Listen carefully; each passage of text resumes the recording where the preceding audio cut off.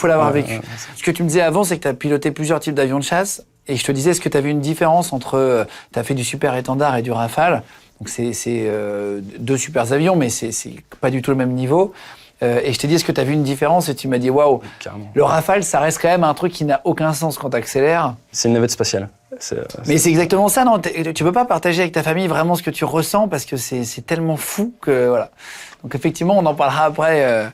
Mais attends, juste pour comprendre ton parcours, moi, ce que j'adore, c'est aussi comprendre comment un être humain naît et puis arrive à un métier ou à une vie un peu, tu vois, originale.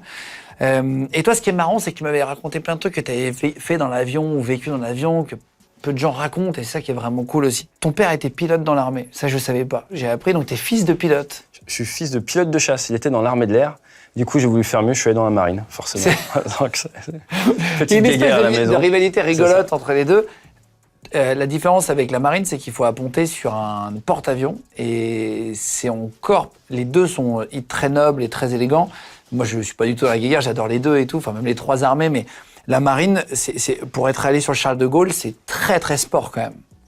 T'as pas le droit à l'erreur. T'as pas le droit à l'erreur. En fait, ce qui se passe, c'est que t'as une source de motivation assez énorme en tant que Français. C'est quand t'es en pleine mer, le seul endroit où tu vas pouvoir manger, c'est sur le bateau. Donc du coup, t'es vraiment motivé pour te poser à chaque fois. Tu vois, t'as pas le droit d'aller ailleurs, là où dans l'armée de l'air. Et c'est heureusement, tu peux aller te poser sur une autre base.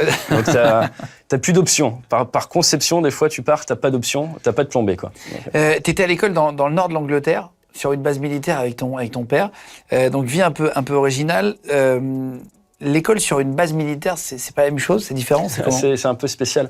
Mon père a fini sa carrière comme officier d'échange chez les Britanniques.